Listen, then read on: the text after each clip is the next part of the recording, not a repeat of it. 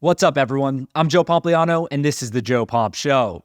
First and foremost, I want to welcome everyone that's now watching this podcast on YouTube.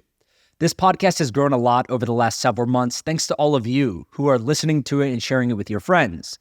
But a lot of the feedback that I've gotten is that many people would like to watch some of the episodes on YouTube. They want to see the charts that I reference and other things like that. So I'll now be uploading all of these episodes on YouTube as well.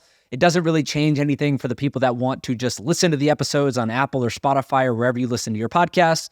But if you want to watch them, if you want to reference some of the things that I talk about in a visual format, go on YouTube. But let's get into today's episode because I want to talk about a few different things. First, we're going to talk about Deion Sanders. You guys know the name. You know what's happening in Colorado. It's been covered a lot at this point. But I want to walk you guys through some of the details financially about what's happening at the university and some of the more under-the-radar stories about how this could potentially change the future of college football forever. Then we're going to talk about the XFL and the USFL. Now, these are two what we'll call semi-professional to professional football leagues that are under the NFL when it comes to talent for sure, but also from a business perspective. They are, according to Axios, going to be merging in the coming weeks. So I'll walk you guys through the details of that report and what it could mean for the two leagues as they join and become one. And last but not least, we're going to be talking about Goldman Sachs. You may look at me and you say, hey, Joe, why does Goldman Sachs matter in the grand scheme of sports business? But the reality is that sports is becoming a huge investable asset class for the super wealthy clients that Goldman Sachs represents.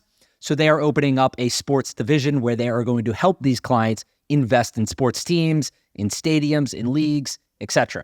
So I'll run you through the details on that as well and talk about the impact that it could have on some of these valuations and other things. Let's get right into it.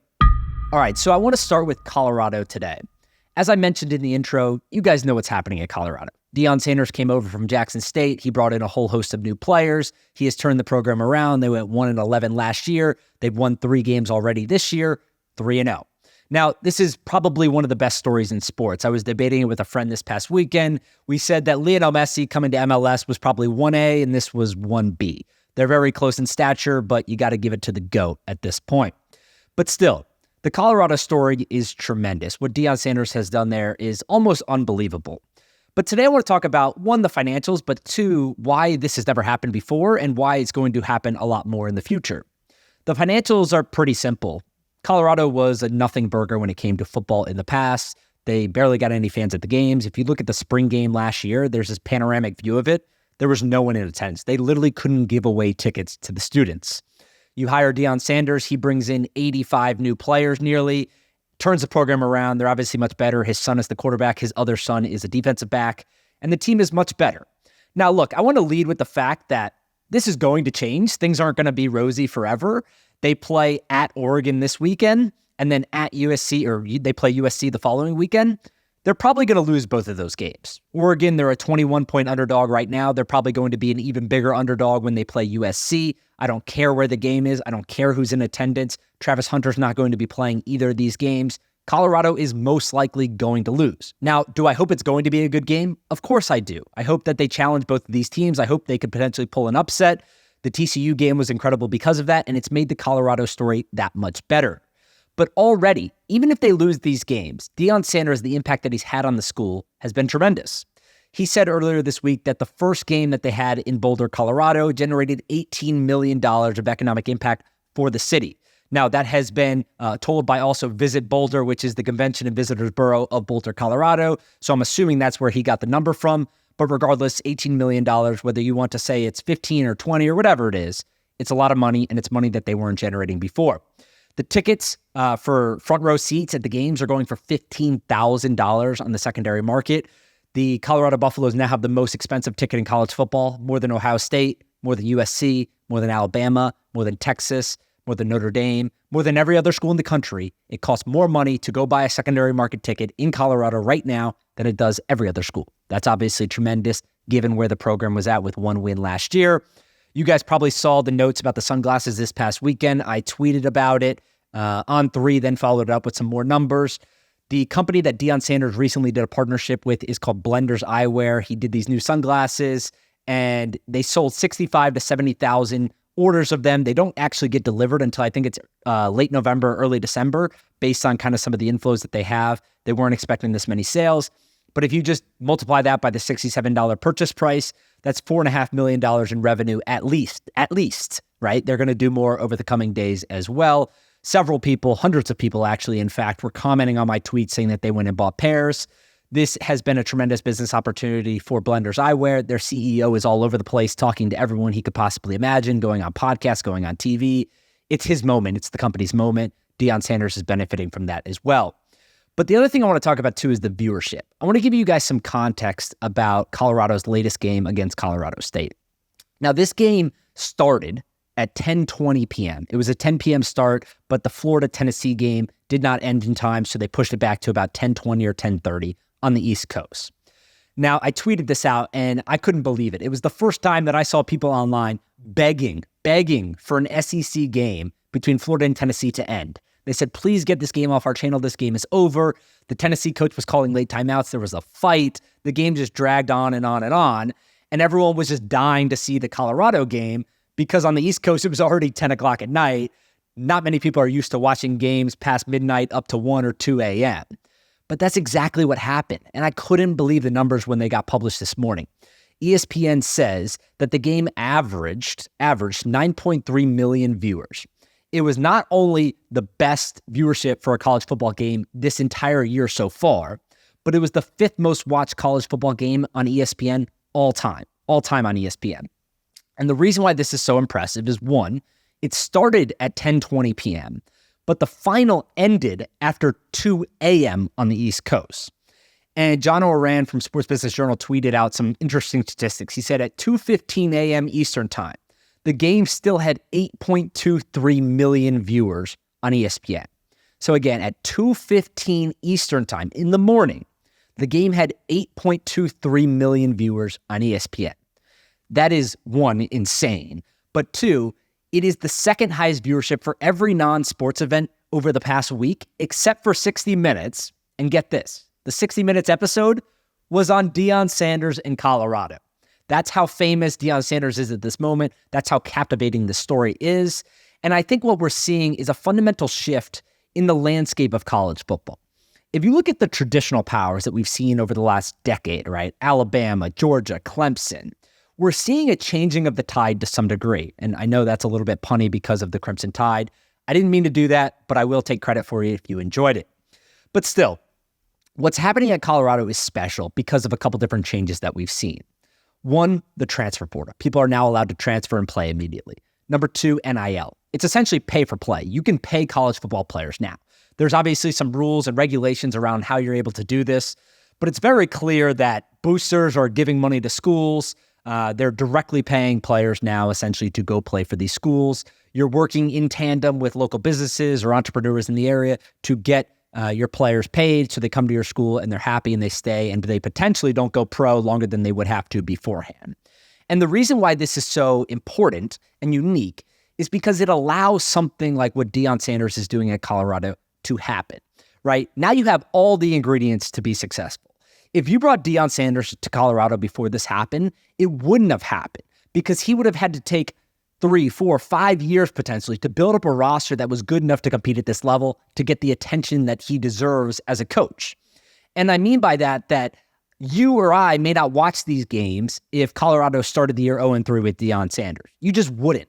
The storyline nearly isn't as good. The media attention isn't there. College game day wouldn't be going there. Big noon kickoff wouldn't go there every single week. The games wouldn't be on TV. 9 million people would not be watching these games. But the fact that Deion Sanders can go in and say, hey, look, y'all got to hit the transfer portal. You're not good enough. The coaches stunk. We fired them. The players aren't any good either. Leave. And he said in his 60 Minutes interview, which I think, some people probably didn't agree with, but I largely did, was the fact that if players are willing to leave based on his words, him saying that we don't want you here, then those probably are players that deserve to be there regardless. That was a team that went 1-11 the year before. And the other common complaint I've heard is that this is all about Deion Sanders. He makes everything about him. The sunglasses, the pregame interviews, the postgame interviews, the midgame interviews, how he talks about the players, everything like that. And to some degree, I get that, right? College football is supposed to be about the athletes. The coaches are, in most regards, a smaller part of that. But the thing that I would disagree with is that it's almost necessary at this point. And the reason why I think that is because to get 9.3 million viewers, the Colorado players aren't interesting enough. People are tuning in to see Deion Sanders. They're tuning in to see his son, both of his sons play. They're tuning in to see if he can back up the talk, what the rivalry looks like with Colorado State, if he gets in an argument post-game with the coach. It's all a narrative and a storyline that he's been able to build up. And every single thing that I've mentioned here, from the NIL to the transfer portal to the attention that Deion Sanders has brought, when you add all of those things up and you put it in a pot, you mix it together, that's how you create the storyline. That's how you get more recruits. Deion Sanders, for example, I pretty much watched TV while doing some work on Friday from like 10 a.m. to like 2 p.m. I watched First Take and I watched the Pat McAfee show. And the reason why I watched was because they were at Boulder, Colorado. Deion Sanders came on both shows. So did The Rock. He went on Pat McAfee show and then was on College Game the next day. And one thing that stuck out to me about Deion Sanders being on the show, he said it both times, both on First Take and on the Pat McAfee show. He said, we're about 7 to 8 dogs, what he calls captains, essentially. We're about 7 to 8 dogs away from being a really good team, right? So he knows that the talent isn't there yet. It's his first year. He's still got some holdovers, a few different players that were on the team last year, a few different positions that he wants to shore up. And he knows that he does not have the talent to compete with the Georgias, with the USCs, with potentially the Oregons or teams like that. And what I think is really interesting about this is that he spoke directly into the camera. He looked into the camera and he said, recruits, check it out. Come here. Come see what's happening. Come play for me. He literally said that into the camera. He looked directly into the camera on ESPN with millions of people watching. He said, we need 7 to 8 more dogs, recruits. I ain't hard to find. And that's become his rallying cry of sorts. But the reason why this is so important is because if you're a player, why would you not want to play there, right? Shedeur Sanders has the highest NIL valuation of every player in the country. We've heard about Archie Manning. We've heard about Bronny James. We've heard about all these other college athletes. No one is making more money right now than Shedeur Sanders, the quarterback at Colorado. A bunch of the other players like Travis Hunter, Shiloh Sanders, all those guys are going to make a lot of money too. And they're making a lot of money because the media attention is crazy. Millions of people are watching their games. 9.3 million people for a 10 o'clock start is insane. They're probably going to get more than 10 million people for a 3:30 p.m. Eastern time start against Oregon this weekend. I don't even want to guess the numbers for the USC game. If they beat Oregon, those numbers are going to be tremendous too. So the reason why I think this has changed college football is because the coach now matters more than he ever did before from an attention standpoint. Obviously, Nick Saban's an incredible coach. He could walk into any living room in the country and say, I got X number of players in the NFL. Come here. I don't give a crap what you do on social media. I don't care about any of this stuff. That's not what you're here for. You're here to go professional. You're here to make millions of dollars. I'm the best coach in the country at making you do that. That still holds a tremendous amount of value. I'm not arguing against that. But the charisma that Deion Sanders has, the leadership, the virality that he has, every player in the country wants to go play for him because the attention is on the team. They're going to make money and they're going to have the chance to go professional. And I think that has changed college football more than anything else we've ever seen. If you just look at Clemson, for example, they lost to Duke to open the season. They've blown out a couple other teams since. And maybe the narrative changes if they're able to beat Florida State this weekend. But the matter of fact is that they brought in one kid, I think it is. One kid Dabo Swinney brought in from the transfer portal this year. If you compare that to more than 80 new kids at Colorado, now they're completely different teams, right? Dabo Swinney has recruited well for numerous years. Clemson is by and large a very good team. They have a good pipeline of people. So when you look at Clemson, a coach that brought in one new kid and has publicly admitted many times that he does not let NIL run his program, and you compare that to Colorado, a coach that brought in over 85 kids and believes in NIL, wants his players to get paid, wants them to go to the NFL, wants them to financially benefit from being at his school. Again, where are you going to go as a recruit? And I can tell you where people are going to go. They're going to go to Colorado. This past weekend, they had several 3, 4, and 5-star recruits at the game, including the number 1 overall quarterback in the country in high school right now. I think they're going to land a bunch of different recruits this upcoming cycle. Deion Sanders has already said publicly that he doesn't think his kids are going to go pro this next year. So you're getting back the corner. You're getting back an insane defensive back. You're probably getting back Travis Hunter. You're going to get a bunch of new recruits coming in. And this team could easily be top 10, top 15 to start next year, depending on how the rest of the season goes. So it's a story to keep an eye on. I'll keep you guys updated as it comes, but it's fascinating. Even if Deion Sanders and Colorado lose the next few games at Oregon, at USC, potentially Oregon State, and so forth, this team is someone to be reckoned with because they have the coach, they have the NIL money, they're using the transfer portal, and he can recruit. Deion Sanders can recruit, and at the end of the day, that's what matters in college football.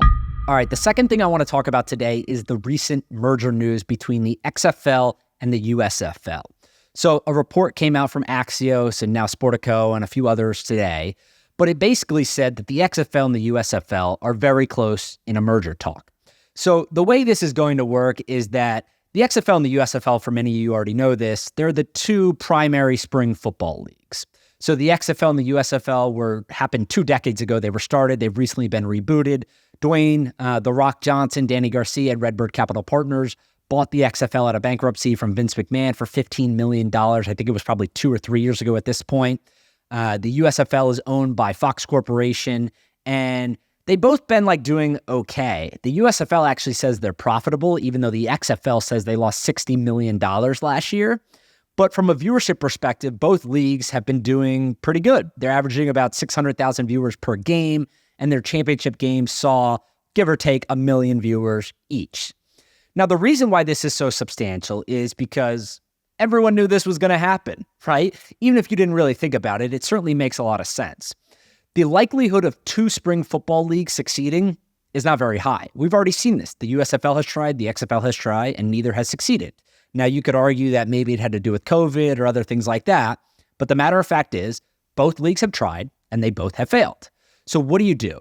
You have to unify these leagues. You automatically expand the amount of teams. You can create 2 divisions. You don't have to worry about adding more teams in the future. You have a new pipeline of players, and you enhance your distribution immediately. And that, to me, is the most interesting part of this deal, because the USFL had a deal with Fox, obviously, who owns the league, to get distribution, get put on their networks, and get in front of millions of people. And that's why the viewership was so strong. The XFL brokered a similar deal with Disney and their family of networks. We're talking about ESPN, ESPN2, ABC, all these other networks. And the reason they were able to do that is because of their relationship with Dwayne "The Rock" Johnson. He does a bunch of movies for Disney. They have a great relationship. He said, hey, look, give me 5 years, give me 4 years, whatever it ended up being. Let me prove that this league works. I'll bring you guys the viewership. We'll figure out the business side. We'll talk to the NFL. We'll see how we can run this in tandem with them, whether it's a technology sharing agreement or passing players around or whatever it is. But the whole idea was that they each felt like they brought enough distribution to the table. But by combining the 2 leagues, it multiplies that, right? The likelihood of 1 league succeeding versus 2 is significantly higher. Now, many people talk about this when I tweet about it or others talk about it on TV, and they say, spring football is never going to work. The NFL is king. People want to watch basketball. They want to watch baseball. They want to watch soccer. They want to watch other things during that time of the year. And my argument to that is, first off, it's just simply not true. These leagues are getting enough viewers. 600,000 viewers per game is a lot of viewers. And the reason why people say it's not going to work is because they use the NFL as a bar. They say Monday Night Football averages 16 million viewers. The Super Bowl gets 100 million viewers. Conference championship games get 50 million viewers. The average game on a 1 o'clock night, on a Sunday, may get a few million viewers. And that's all true. But the NFL, you cannot use that as a measuring stick. The NFL is the world's most profitable sports league. It's the world's most popular sports league from a pure per-game viewership standpoint. And the reason I say that is because the XFL, the USFL, whatever they want to call themselves after they merge, they don't need to be that to be successful. If you're getting 1 million viewers per game, that's success. You can build a business around that. You do not have to directly compete with the NFL. In fact, Dwayne "The Rock" Johnson said on TV this past weekend, we're not trying to compete with the NFL. That's a loser's game. The NFL is the big dog. We actually went to them and we said, how can we partner?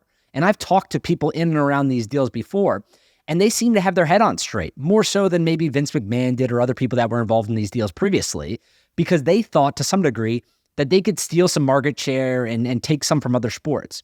And what we're finding is that if the NFL is such a big business where they're able to get 100 million people to watch one game a year when it comes to the Super Bowl, and they're able to get 16 million viewers on Monday night and all this other stuff, can you get 1 to 2 million people to watch a spring version of that? Probably, right?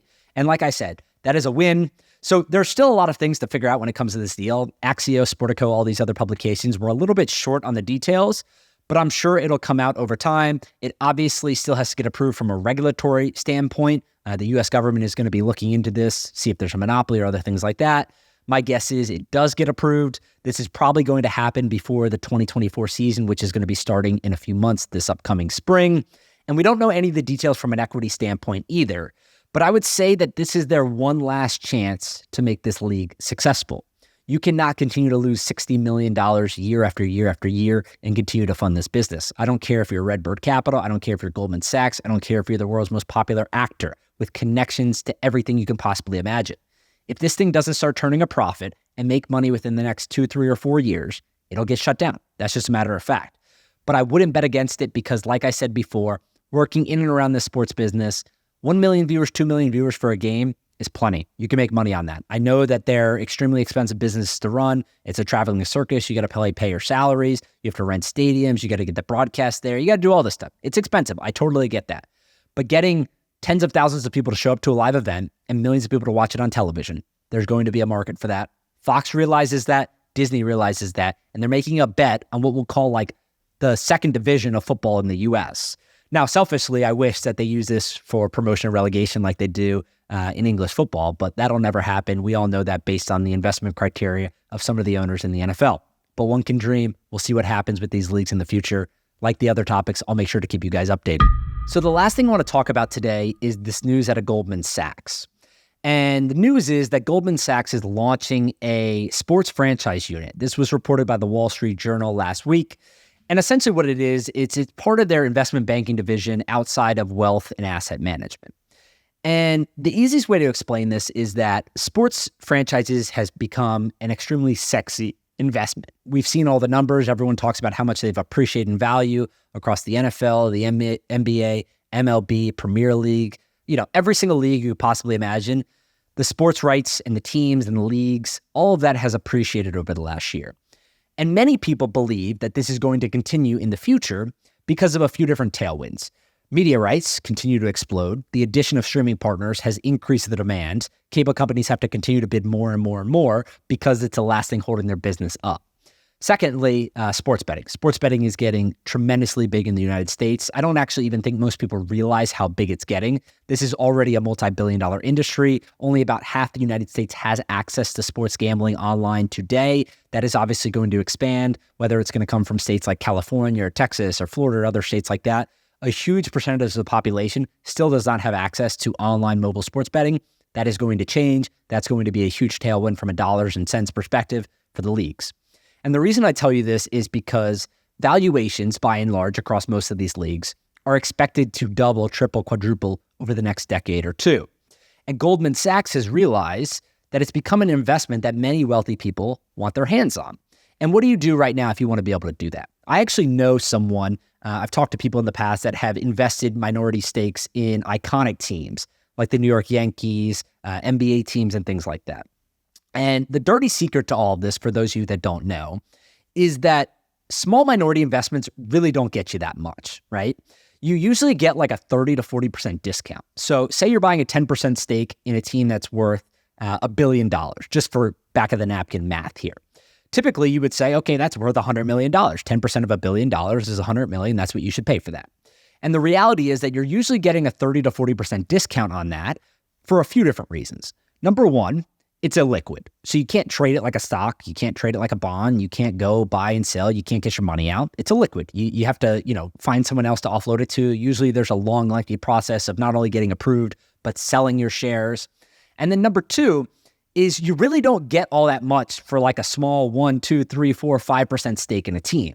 Maybe you get some season tickets. You get to go to team events. You get to go to the parade if they win a championship. But you're certainly not talking to the GM. You're not hiring coaches. You're not usually sitting in the owner's box even. You just simply don't get all of the benefits that the top owner or the majority owner or everyone else would get. Even owners that own 20%, right? 30%. The Washington Commanders' new owner, Josh Harris, I think he only owns about like 33% of the team or something like that, right? So the teams are getting so expensive where people are owning smaller and smaller and smaller chunks. But what we've seen because of that is that most of these leagues, like the NBA has been the leader in this, are opening these investments to private equity funds or investment funds, both domestically, but also sovereign wealth funds, pension funds, endowments, right? So Harvard University could potentially own a small piece of an NBA team now.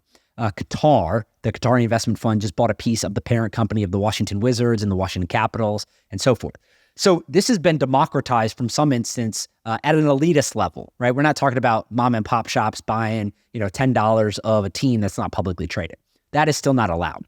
But the reason why Goldman Sachs is doing this is because access has now opened up for these funds or these individuals to buy stakes in teams. Not only is it more accessible, but it's more desirable because sports are such an intricate part of society. Everyone is able to see the limited supply and demand economics behind them, and they know to some fair degree of certainty, you're able to cash flow this model out, and you can say, okay, we know that this team in 5 years, in 10 years, in 15 years, at a relatively risk-free basis, is going to be worth X, Y, or Z.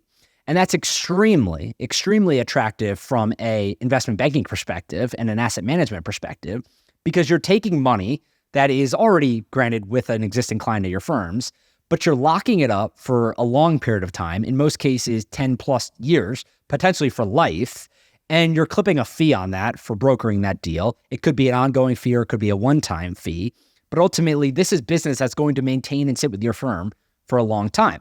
So this is really smart by Goldman Sachs. I think they're actually probably going to see more deal flow here than most people imagine. Most of the word around the industry with this so far is like, it's like one of those sexy, silly products that probably doesn't get as much business as people initially think. But I would argue the opposite's actually going to happen. I think that there's plenty of people within Goldman Sachs wealth management individuals, but also family offices and things like that, that would be interested in purchasing smaller stakes of teams. But on the flip side, I also think it's going to have a really positive impact on the overall valuations of these teams, because you're just adding more bidders to the market, right? We already know from a supply perspective, it's capped, whether it's 30 teams in a league, 32 teams in a league. A lot of them obviously don't go up for sale that often. And when you add more bidders to the process, both on a minority basis side, but also a majority basis side, that is really, really, really valuable for the current owners of these franchises and the money that they are able to make from the eventual sale of them. So like the other things we discussed today, this is the trend that we should continue to keep watching. It's going to have an impact on everything from franchise valuations all the way down to player salaries, concession prices, ticket prices, everything, right? The overall valuation of the team and how much money they're making drives literally everything that you see from a price standpoint in sports today. So keep an eye on it. I'll update you guys as more things happen. But that's it for today. Thank you so much for listening to this podcast or watching it on YouTube. As always, please make sure to share it with your friends if you enjoyed it or if you learned something new. I hope you have a great day, and we'll talk later this week.